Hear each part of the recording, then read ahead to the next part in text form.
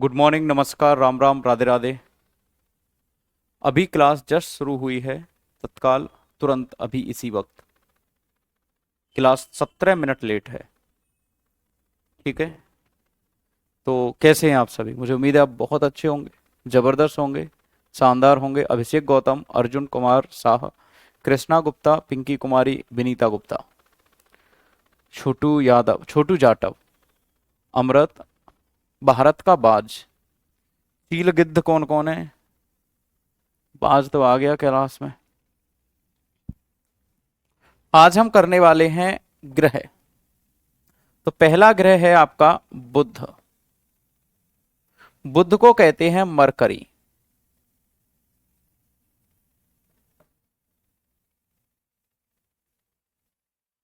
Mercury की spelling बताना क्या होगी? काला रंग ही ले लेता हूं।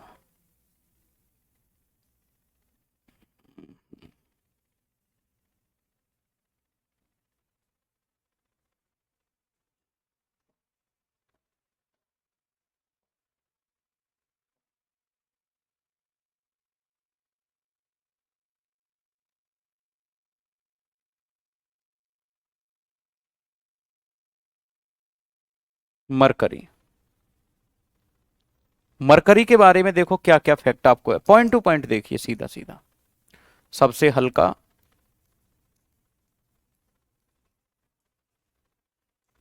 कोई उपग्रह नहीं,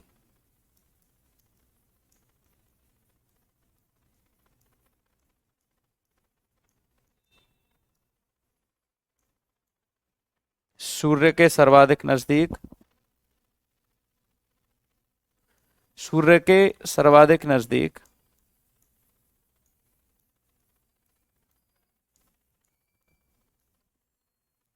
lightest planet,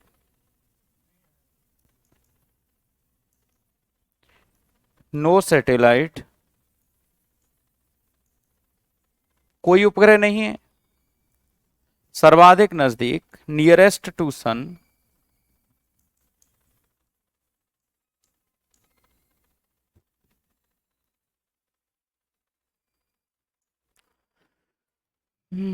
nearest to sun. आपको याद रखना है,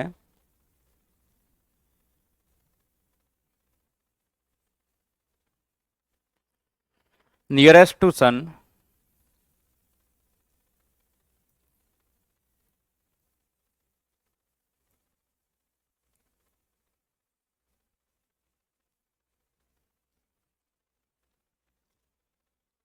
इस पर वायुमंडल नहीं है।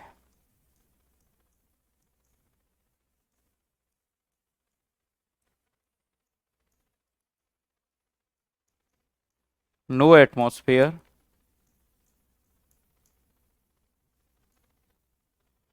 No atmosphere.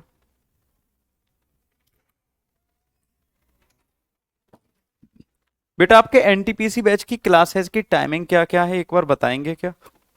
पहली स्लाइड है बेटा।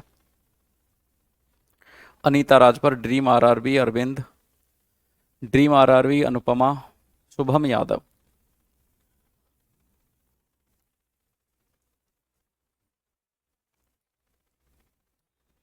इस पर वायुमंडल नहीं है,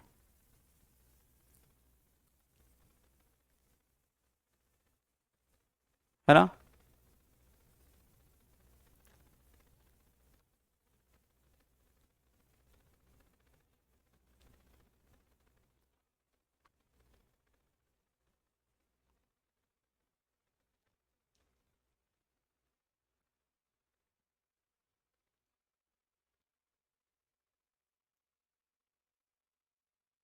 दिन अत्यधिक गर्म,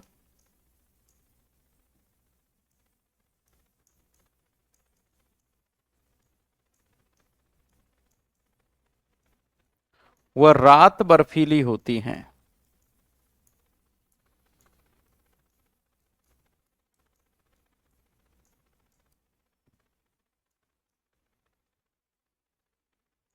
days are hottest, night are icy. 9 से 10, 10 से 11, 11 से 12, 1 से 2, 3 से 4। अगर मैं शाम को 6 से 7 बजे तक आपका मॉक टेस्ट करूं आज, तो कितने लोग तैयार हैं?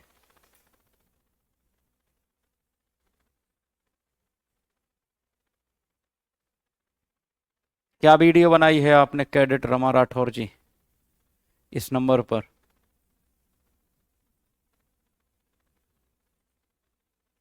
शाम को, क्योंकि अभी खत्म हो जाएगी ज्योग्राफी, तो एक मॉक टेस्ट आज हो जाएगा, एक मॉक टेस्ट कल हो जाएगा, एक मॉक टेस्ट परसों हो जाएगा। 3 मॉक टेस्ट करवाने की मैं सोच रहा हूं आपके लिए।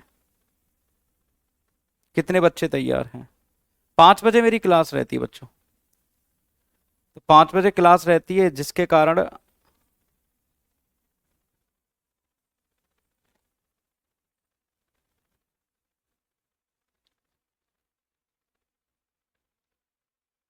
तो वो तो पहले बोला था ना। इतने दिन के बाद क्यों बनाया रमा राठौर जी? पहले बोला था तो पहले ही बता देते। नोट, बैच में जो नोट्स बनवाए हैं उसके अकॉर्डिंग बनाइए। शुक्र गर्म क्यों है वो मैं बताऊंगा। ठीक है, तो आज मॉक टेस्ट हो जाएगा 6 से 7 बजे। ठीक है, क्लियर है? 6 से 7 बजे शाम को।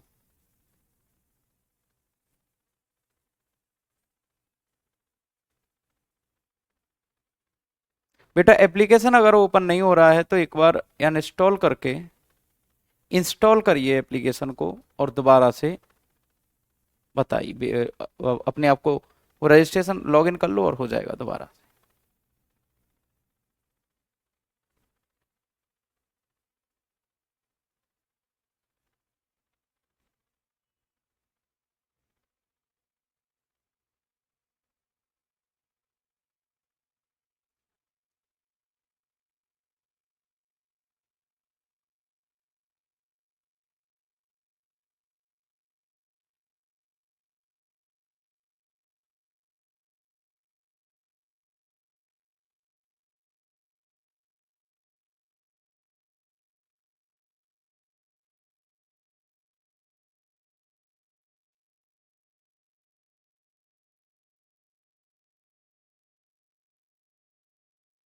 करंट अफेयर का मैराथन अभी होगा जनवरी में, आपका जल्दी ही करवाऊंगा उसको।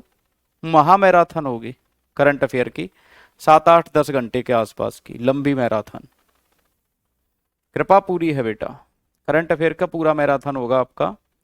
और जनवरी में 1 2 तारीख, 4 5 तारीख तक हो जाएगा। इकोनॉमिक्स इसके खत्म होते ही शुरू हो जाएगी। यहां पर वायुमंडल नहीं है। और सबसे बड़ी बात, ये शुक्र के सर्वाधिक, इसका तापांतर सर्वाधिक है।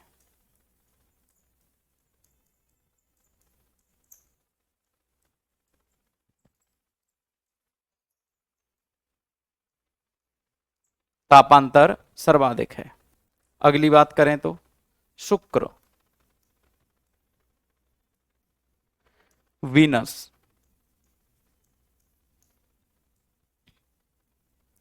इस पर CO2 के बादल हैं।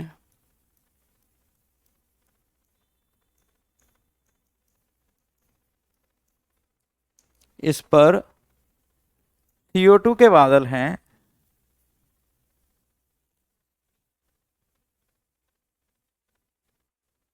ठीक है बेटा,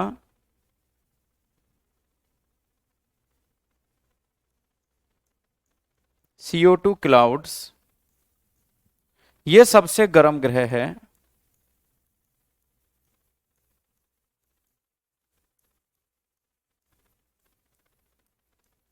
हॉटेस्ट प्लैनेट,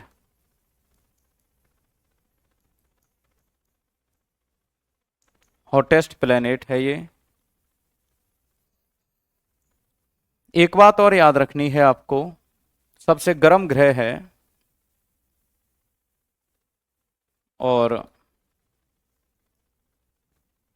यह आकार व घनत्व में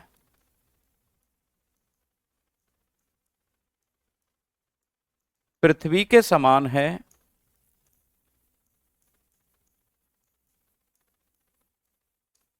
इसे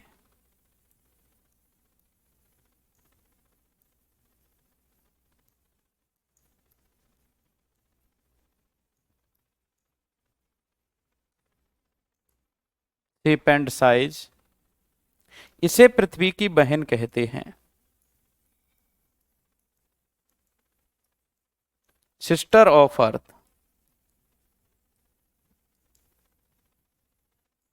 सिस्टर ऑफ अर्थ। ठीक है। हाँ बेटा, मैं वीडियो देख लूंगा, लेकिन इतने दिनों के बाद अब क्यों बनाई है? अब कौन सी आफत आ गई जो अब तुमने वीडियो बनाई है? वो तो पहले बोला था वीडियो देखने के लिए। मुझे ऐसे ही बता दो, क्या भेज, क्या लिखा, क्या क्या बोला है तुमने इस वीडियो में? पृथ्वी की बहन कहते हैं, सुबह और सांझ का तारा भी कहते हैं इसको। सुबह व सांझ का तारा भी कहते हैं। मॉर्निंग एंड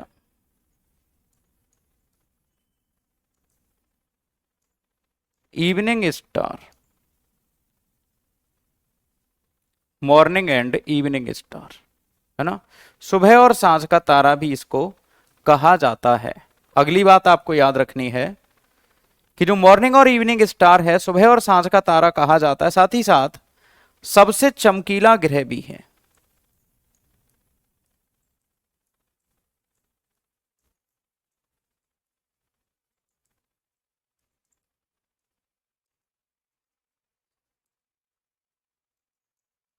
सबसे ज्यादा चमकीला ग्रह है ये।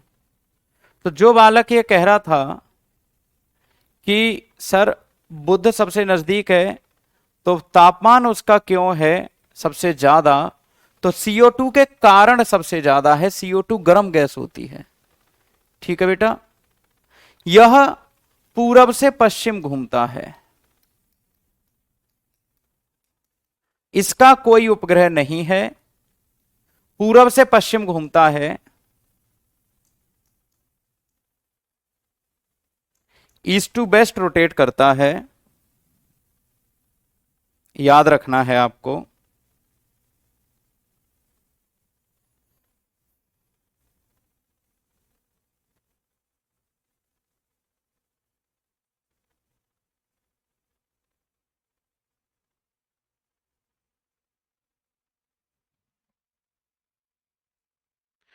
अगला है पृथ्वी, अर्थ। इसे नीला ग्रह कहते हैं क्योंकि पानी अधिक है इस पर। Blue planet.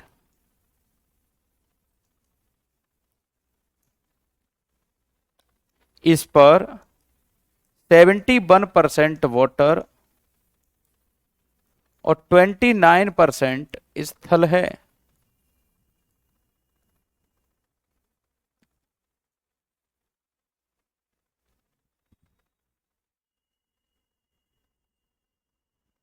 ट्वेंटी 29% स्थल है।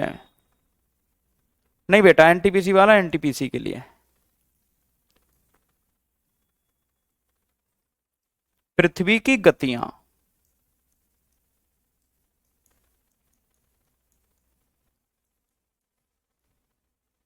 Motion of earth.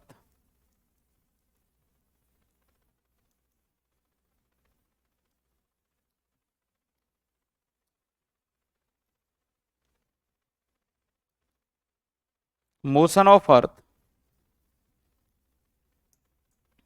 पृथ्वी की गतियां। पहला है, आप याद रखिए, पहला है परिक्रमण, सूर्य की परिक्रमा करना। अच्छा, परिक्रमण को अंग्रेजी में क्या कहते हैं?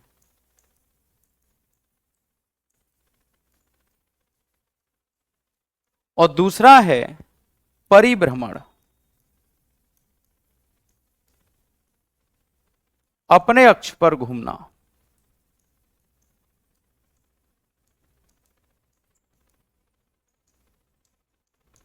रोटेशन और रिवॉल्यूशन। पृथ्वी सूर्य के सापेक्ष 66.5 झुकी है। पृथ्वी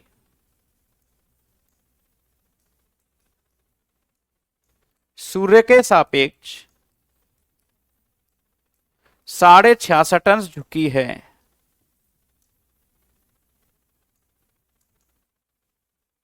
अर्थ बेंट 66.5 डिग्री किसके सापेक्ष? सूर्य के सापेक्ष। पृथ्वी अपने अक्ष पर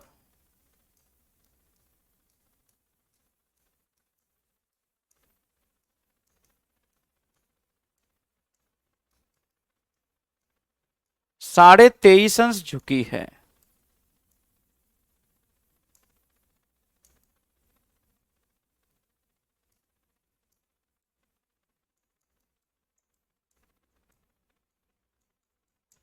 अर्थ bent on its own axis 23.5 अंश, moves towards sun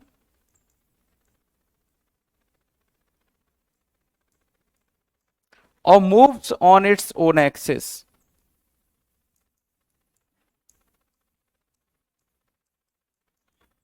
moves on its own axis. पृथ्वी अपने अक्ष पर घूमती है तो लगभग एक दिन में चक्कर पूरा कर लेती है, इसलिए इसको डेली मोशन कहते हैं, दैनिक गति कहते हैं। और पृथ्वी सूर्य के चारों तरफ घूमती है, एक साल में चक्कर लगाती है, इसलिए इसको वार्षिक गति कहते हैं, ईयरली मोशन कहते हैं।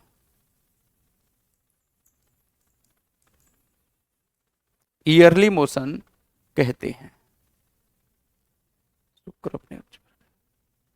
ठीक है, एक पीडीएफ आज आप लोगों को प्रॉपर दूंगा जिसमें कि सबकी व्यास, घनत्व, द्रव्यमान सब मिल जाएगा एक ही साथ आपको, है ना। कौन कितना झुका है, ये सारी चीजें आप लोगों को एक ही पीडीएफ में मिल जाएंगी। बेटा इसको उतारिए एक बार, फिर आगे बढ़ते हैं बच्चों।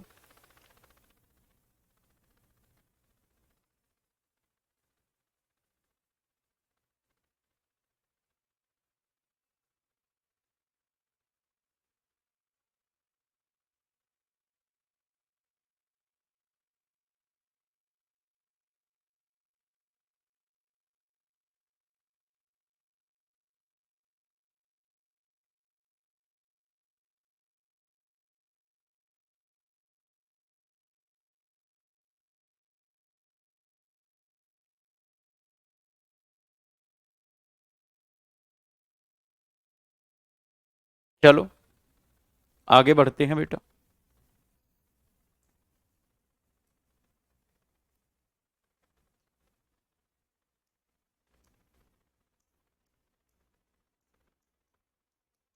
पृथ्वी की गतियां एक बार फिर से।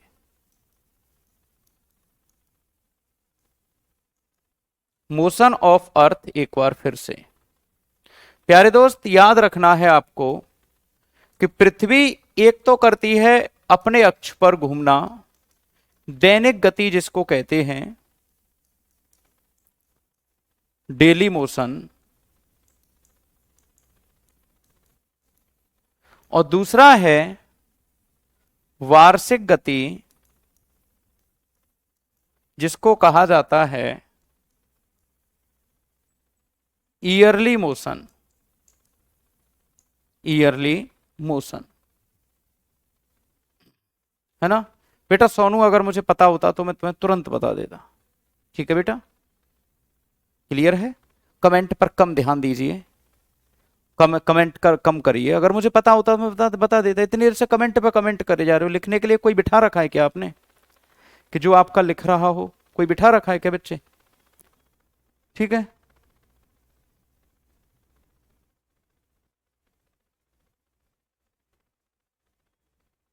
तो वार्षिक गति, ईयरली मोशन और दैनिक गति। अभी जस्ट मैंने आपको बताया कि पृथ्वी अपने अक्ष पर 23.5 अंश और सूर्य के सापेक्ष 66.5 अंश झुकी हुई है। अब सुनिए कि जो दैनिक गति है वो 23 घंटा 56 मिनट में पूरी होती है।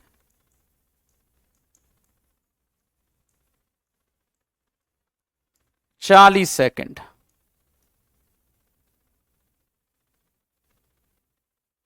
ठीक है, इसके कारण दिन रात होते हैं। यही सवाल आता है आपके पेपर में पूछने के लिए।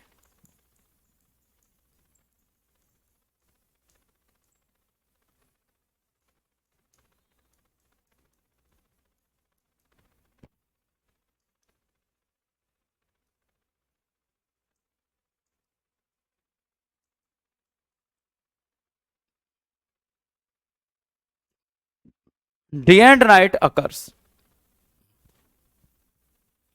और ये 365 दिन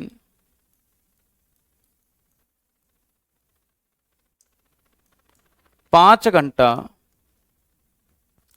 48 मिनट, ये एक साल होती है, तो इसके कारण ऋतु परिवर्तन होता है।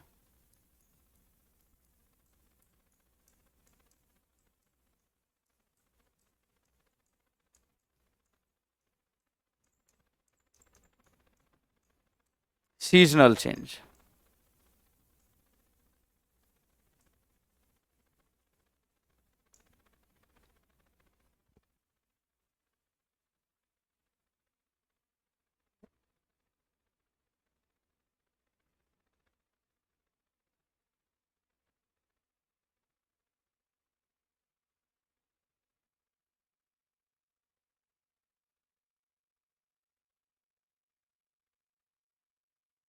लीप ईयर दोनों की वजह से होता है।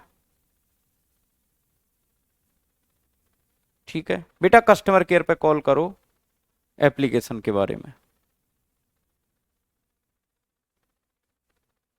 ठीक है, तो ये ऐसे करके आपको याद रखना है, अच्छे से याद रखना है कि दैनिक गति और वार्षिक गति इसके कारण पृथ्वी का होता है।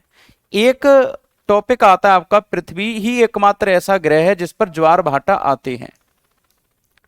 पृथ्वी ही एकमात्र ऐसा ग्रह है जिस पर ज्वार भाटा आते हैं। टाइड एंड एल्प्स, पृथ्वी ही एकमात्र ग्रह है जिस पर ज्वार भाटा आते हैं। तो ये दो शब्द होते हैं, ज्वार और भाटा। क्या होते हैं वो समझो। ज्वार टाइड कहते हैं इसको, और भाटा एल्प्स कहते हैं। एल्प्स कहते हैं।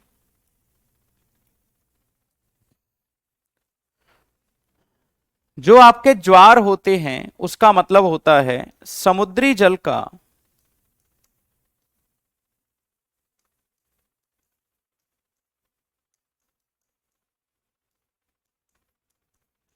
किनारों की ओर आना।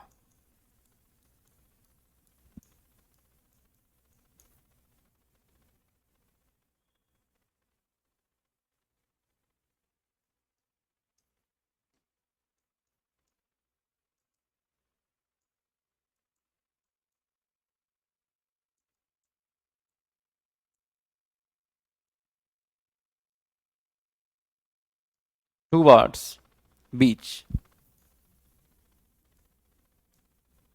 टूवर्ड्स बीच, समुद्री जल का किनारों की ओर आना और किनारों से जल का वापस लौटना।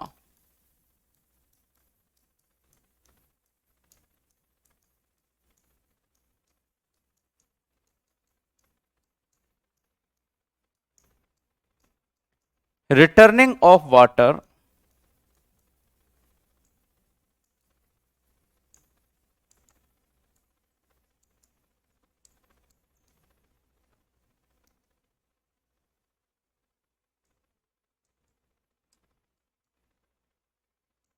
बीच टू ओशियन।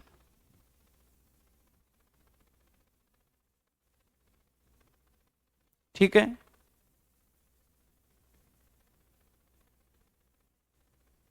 यहां तक आप लोगों ने लिख लिया होगा।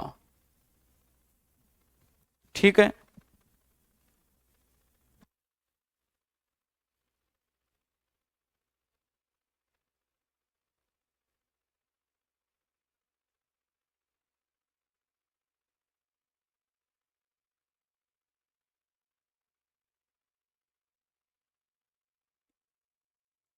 एक बच्चा पूछ रहा है कि दैनिक गति क्या है, तो 1674 किलोमीटर प्रति घंटा। तो दैनिक गति होती है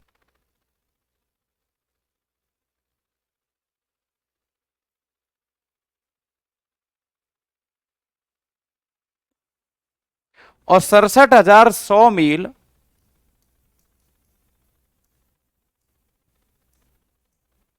किलोमीटर 100 मील प्रति घंटा की रफ्तार से सूर्य का चक्कर लगाती है। ठीक है।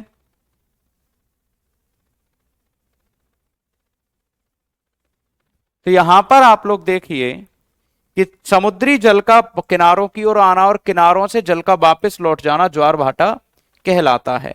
आपसे पूछता है ज्वार भाटा के कारण क्या हैं।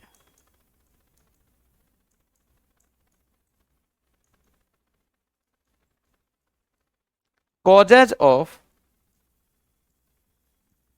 टाइड एंड एल्प्स,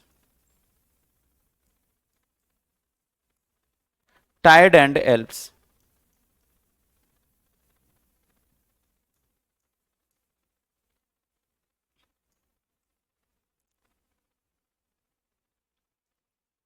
पहला है पृथ्वी का घूर्णन, दूसरा है चंद्रमा का आकर्षण बल,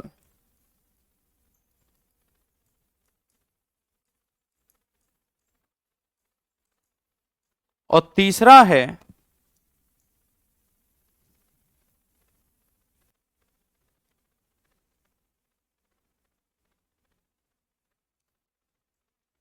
सूर्य का आकर्षण बल।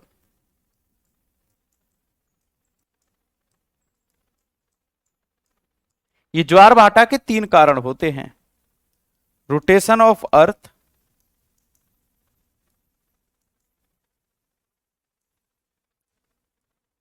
Attraction force of moon,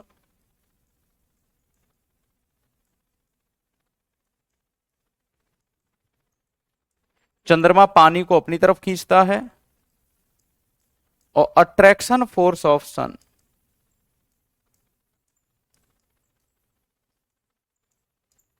attraction force of sun, सूर्य पानी को अपनी तरफ खींचता है। क्लियर है। तो ये तीन कारण होते हैं, पृथ्वी का घूर्णन, चंद्रमा का आकर्षण बल और सूर्य का आकर्षण बल। ज्वार भाटा के आने के ये तीन कारण हुआ करते हैं। इनको आप अच्छे से याद रखिए, है ना। फिर इसके बाद आपको याद रखना है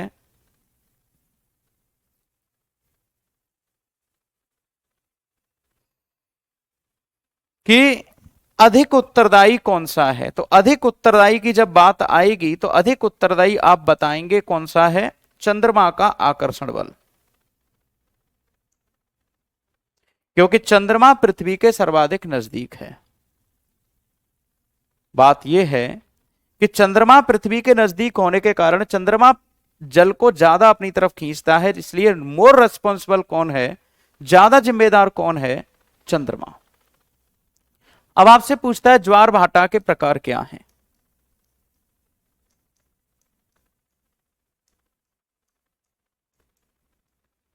type of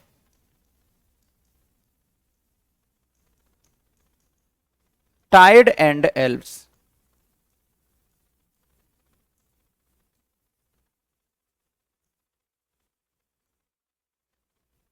type of tide and ebbs. ये जो टाइप हैं आपके, ये दो प्रकार के होते हैं ज्वार भाटा, उच्च ज्वार और निम्न ज्वार।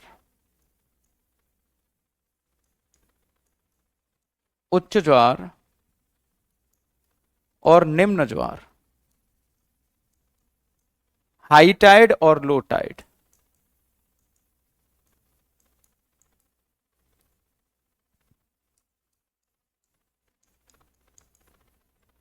High tide and low Tide.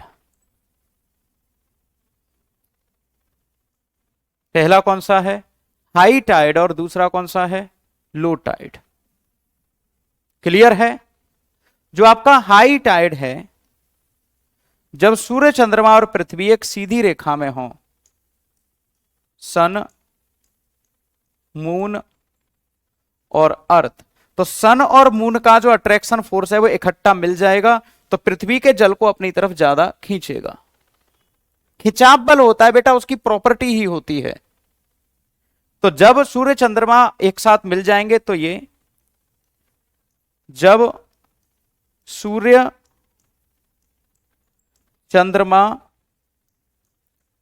पृथ्वी सीधी रेखा में हो,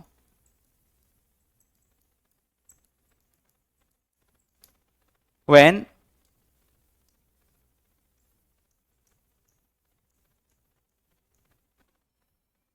sun, moon and earth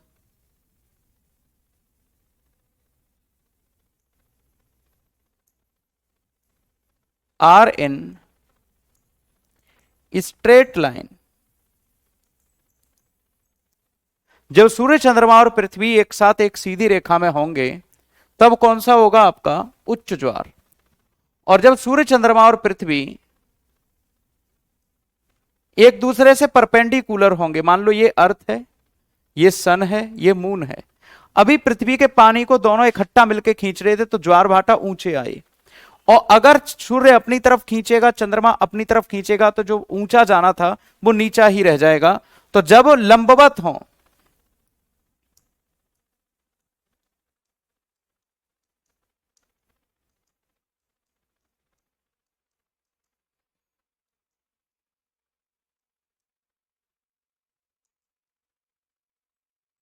perpendicular to each other हो, तो वहां पर आता है आपका निम्न ज्वार। जब एक दूसरे के परपेंडिकुलर हो, सूर्य अपनी तरफ खींचे और पृथ्वी अपनी तरफ खींचे, तो उसको कहते हैं निम्न ज्वार। अब यहां पर एक सवाल आता है आपका कि ज्वार आया मान लो एक बार सवेरे, और दोबारा ज्वार जब आएगा तो कितने घंटे का अंतराल होना चाहिए, मतलब टाइड फर्स्ट और दोबारा टाइड फर्स्ट के बीच में कितने घंटे का अंतराल होना चाहिए। तो याद रखना 12 घंटा 26 मिनट। मान लो गुजरात में टाइड आया सवेरे 5 बजे आया, तो शाम को टाइड आने का समय कितना रहेगा, वही उसी जगह पर टाइड आने का टाइम क्या रहेगा। एग्जैक्ट टाइम आता है तभी पहले से सायरन बज जाते हैं कि ज्वार आने वाला है, जल्दी से हट जाओ, किनारों से दूर पहुंच जाओ। तो शाम को लगभग 5:30 बजे, 5:20 से लेकर 5:30 के बीच में 5:26 तक, मतलब शाम को 5:26 तक ज्वार आ जाएगा। एक बार सवेरे आया और दोबारा कब आएगा, शाम को 5:26 पे। यहां तक समझ में आ जाएगा, है ना।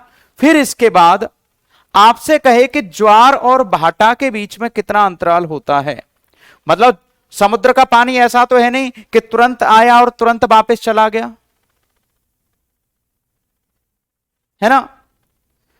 बात समझिए, ऐसा तो है नहीं, समुद्र तो लाखों करोड़ों किलोमीटर का है, तो करोड़ों किलोमीटर से पानी किनारों की ओर आता है, तो उसे घंटों लग जाते हैं आने में, और घंटों लग जाते हैं फिर वापस जाने में, घंटों लग जाते हैं आने में और घंटों लग जाते हैं उसको वापस जाने में। तो ज्वार और भाटा के बीच में जो अंतराल होता है, मतलब जो पानी लौट के वापस जाएगा, टाइड और एल्ब्स जो पानी वापस जाएगा उसके बीच में 6 घंटा 13 मिनट का अंतर होना चाहिए।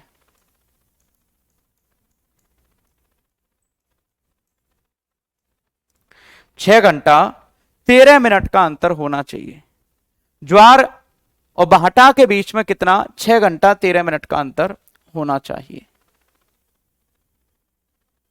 मतलब मान लो यहां पर पानी आया किनारे की तरफ, तो वापस जब जाएगा तो दोनों के बीच में, मान लो सवेरे 5 बजे आया था गुजरात में ज्वार, तो भाटा कितने बजे आएगा, भाटा मतलब पानी वापस कितने बजे लौटेगा, तो 11:13, लगभग दोपहर में 11:15 बजे पानी वापस लौटने लग जाएगा, उसको कहते हैं भाटा।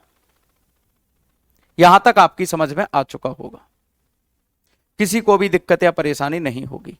बेटा वीडियो पूरा देख लेना, लालू अभी आया है बेटा, तो इतने सारे कमेंट करके अपने आप को परेशान मत करे, है ना बेटा। तो ज्वार और भाटा मैंने समझाए हैं, देखिए यहां से मैंने समझाया है, तो गोलगप्पा तो है नहीं कि तुझे मैं हाल लपक के खिला दूंगा, पूरा समझाया है, उसके बाद ज्वार भाटे बताए हैं, उसके बाद ये बताया है। इसलिए थोड़ा सा इंसानियत का और मानवता का, साथ ही साथ इंसान होने का भी एक इंट्रोडक्शन, परिचय दो कि तुम इंसान हो, पशु नहीं। एक तो लेट आए हो क्लास में पूरे के पूरे 50 मिनट, फिर 25 कमेंट करके पूछते हो कि ज्वार और भाटा क्या होते हैं। ठीक है मानी, इतनी देर पानी रुक जाता है किनारों पर, इतनी देर पानी रुक जाता है किनारों पर, 6 घंटे पानी रुक जाता है किनारों पर।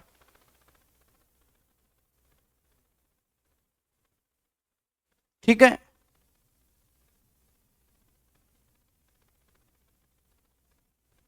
बेटा गलत है अमित कुमार गोयल वो।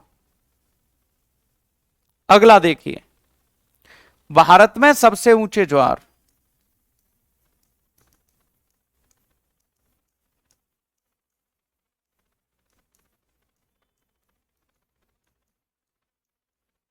भारत में सबसे ऊंचे ज्वार,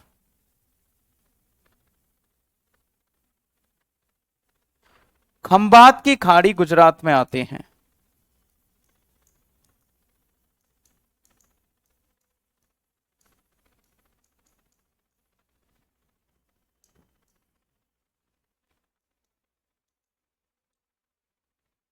highest tide in India,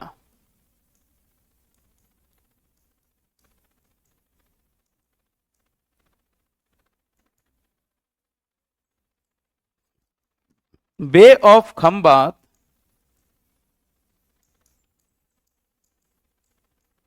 Gujarat. विश्व में सबसे ऊंचे ज्वार,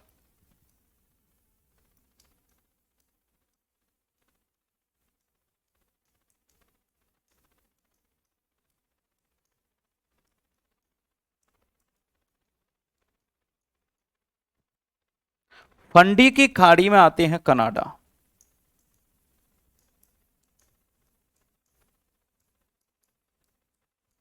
हाईएस्ट टाइड इन वर्ल्ड,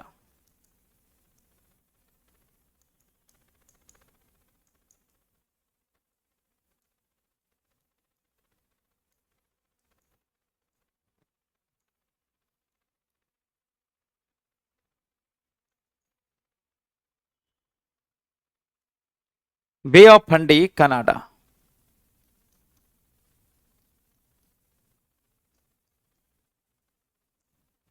विश्व में दिन में सर्वाधिक 4 बार ज्वार,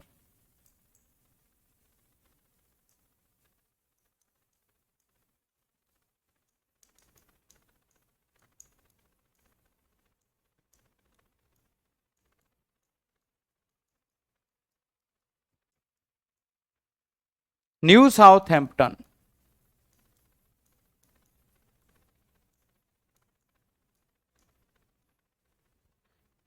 यूनाइटेड किंगडम में आते हैं।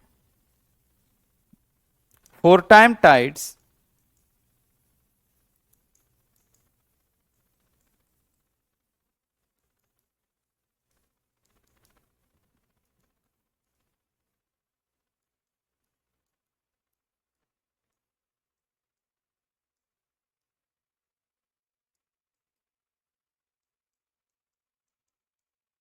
New Southampton United kingdom.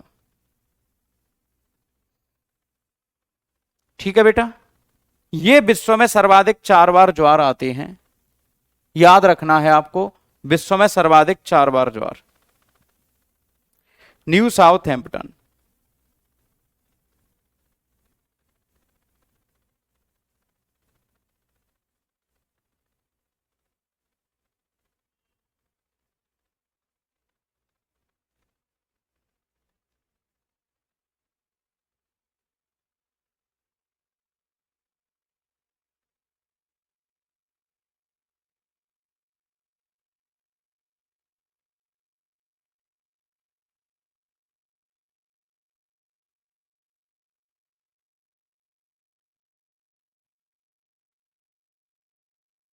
इन न्यू साउथहैम्पटन यूनाइटेड किंगडम। बेटा हर जगह थोड़ी होता है, अपवाद होता है, तुम्हारे हाथों में 5-5 उंगलियां होंगी, 5-5 उंगलियां होंगी, 6 बजे होगा बेटा। तो कभी कभी किसी किसी बालक के हाथ में 4 उंगलियां भी हो जाती हैं, सब एक जैसे थोड़ी होते हैं। तो कोई ना कोई वहां की ज्योग्राफिकल लोकेशन ऐसी होती है जिसकी वजह से 4 बार ज्वार आ जाते हैं। सूर्य ग्रहण, ग्रहण किसे कहते हैं? एक्लिप्स। एक्लिप्स किसे कहते हैं? ग्रहण। ग्रहण का साधारण अर्थ होता है, मीनिंग होता है दाग या धब्बा। मतलब इसका मतलब होता है स्पॉट, है ना। साधारण अर्थ क्या होता है ग्रहण का? स्पॉट। ग्रहण 2 प्रकार के होते हैं, चंद्र ग्रहण और दूसरा होता है सूर्य ग्रहण। चंद्र ग्रहण और सूर्य ग्रहण। लूनर एक्लिप्स और सोलर एक्लिप्स।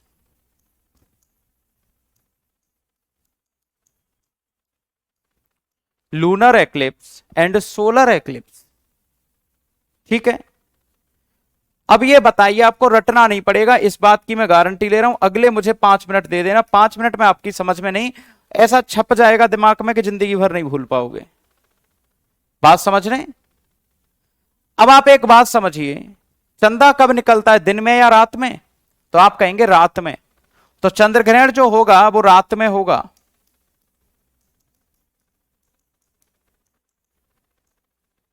सूर्य कब निकलता है, दिन में या रात में? तो आप कहेंगे दिन में। तो सूर्य ग्रहण कब होगा? Eight day. 2 सवाल तो ये हो गए कि सूर्य ग्रहण कब होता है, दिन में, और चंद्र ग्रहण कब होता है, रात में। दाग या धब्बा, चंद्रमा पूरा कब निकलता है? पूर्णिमा को। कब निकलता है? पूर्णिमा को। Full moon. तो जो चंद्र ग्रहण होगा वो कब होगा? पूर्णिमा को। और ये कब होगा? पूर्णिमा का अपोजिट होता है अमावस्या। क्या होता है? अमावस्या। अमावस्या का मतलब होता है नो मून। मून होता ही नहीं है बिल्कुल, लेकिन होता दिन में है। अब बात समझिए, अब बात समझिए कि हमारे यहां 3 पिंड हैं। सूरज, सूरज की रोशनी पहुंचनी चाहिए चंद्रमा पर, लेकिन बीच में आ गई है पृथ्वी। बीच में आ गई है पृथ्वी। चंद्रमा के पास अपना प्रकाश नहीं है, चंद्रमा सूरज के प्रकाश से प्रकाशित है। जब सूरज का प्रकाश चंद्रमा पर डायरेक्ट न पहुंच के बीच में पृथ्वी पर पड़े और चंद्रमा पर अंधेरा आ जाए, अर्थात एक दाग लग जाए, उसको कहते हैं चंद्र ग्रहण। और जब दिन के समय सूरज का प्रकाश पृथ्वी पर आना चाहिए, लेकिन बीच में मून आ जाए और पृथ्वी पर सूर्य की किरणें प्रॉपर ना पहुंच पाए, तो उसको कहते हैं सूर्य ग्रहण।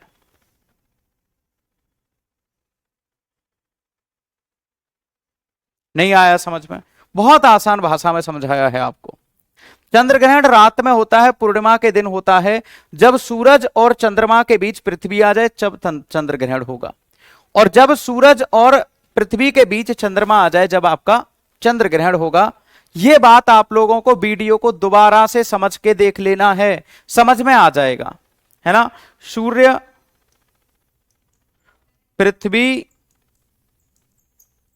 चंद्रमा, सूर्य, चंद्रमा और पृथ्वी। मतलब यह है कि जब सूरज और चंद्रमा के बीच पृथ्वी आ जाएगी तो चंद्र ग्रहण, और जब सूरज और पृथ्वी के बीच चंद्रमा आ जाएगा तो उसको कहेंगे सूर्य ग्रहण कहेंगे। अब एक सवाल पूछा जाता है आपसे कि सिजगी स्थिति क्या होती है? सिजगी, सिजगी स्थिति क्या होती है? तो जब सूरज, चंद्रमा और पृथ्वी एक स्ट्रेट लाइन में होते हैं ना, कैसे भी हों, सन, मून और अर्थ स्ट्रेट लाइन में होंगे, तो straight line position of sun, moon and earth, तो वो क्या होता है? आपका सिजगी स्थिति होता है ना बेटा। अब एक अंतिम आज का है, वो ये है कि जो आपका एक वर्ष में अधिकतम चंद्र ग्रहण और सूर्य ग्रहण किसी एक देश में कितने हो सकते हैं? एक वर्ष में चंद्र ग्रहण व सूर्य ग्रहण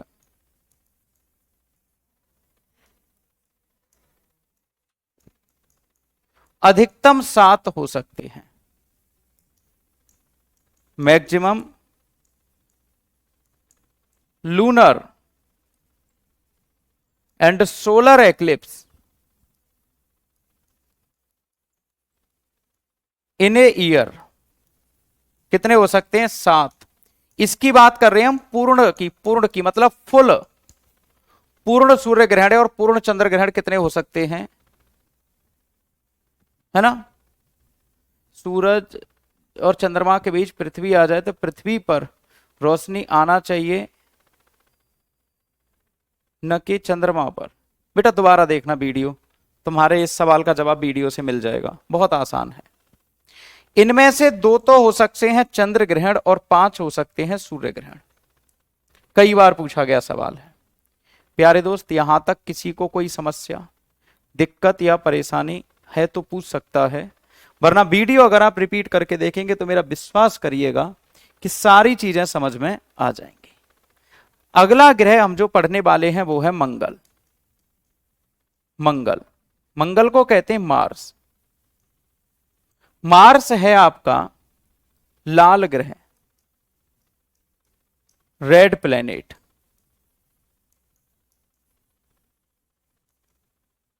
अपने अक्ष पर पक्षी संस झुका हुआ है।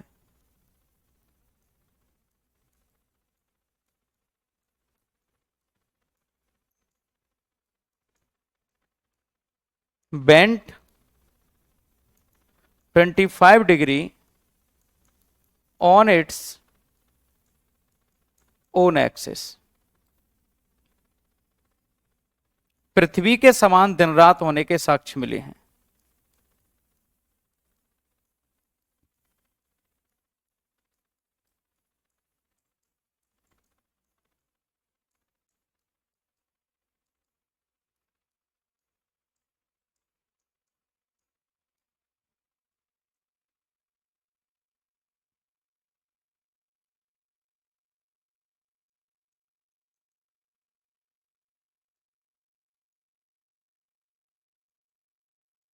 यहां पर डे नाइट होने के साक्ष्य मिले हैं। इस पर FeO2 के बादल हैं।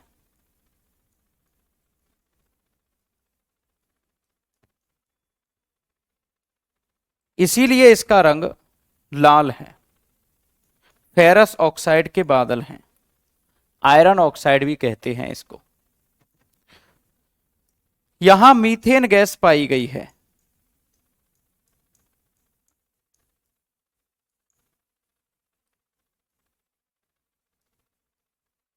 मीथेन गैस यहां पर पाई गई है। और एक बात और याद रखनी है प्यारे दोस्त आपको यहां पर कि FeO2 के तो बादल हैं ही, इसके उपग्रह 2 हैं। सैटेलाइट कितने हैं?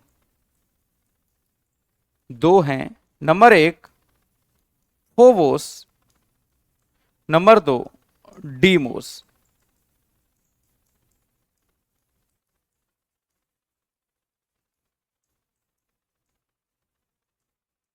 फोबोस और डीमोस इसके 2 उपग्रह हैं, याद रखने हैं आपको।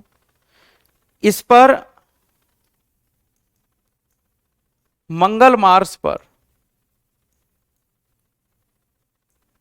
सौरमंडल का सबसे बड़ा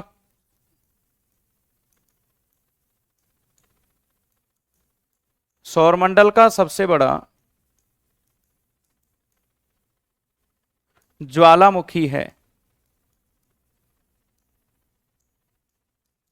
उसका नाम है ओलंपस।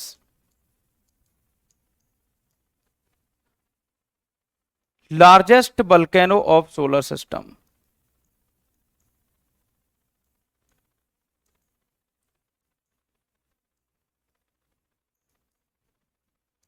Is Olympus. और यहां पर सौरमंडल का सबसे ऊंचा पर्वत भी है।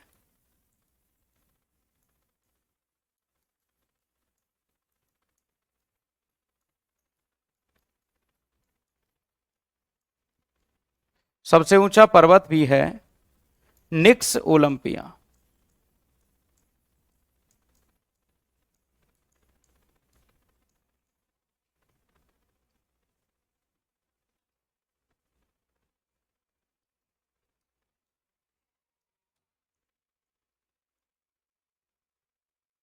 Highest mountain of solar system, Nix Olympia.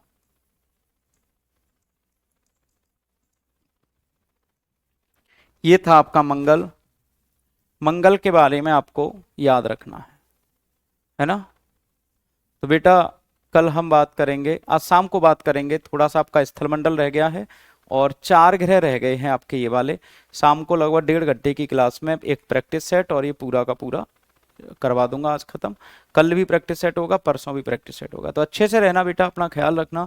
कोई दिक्कत है, परेशानी है तो जरूर बात करना। Thank you so much, love you all. अच्छे से रहना, थैंक यू सो मच।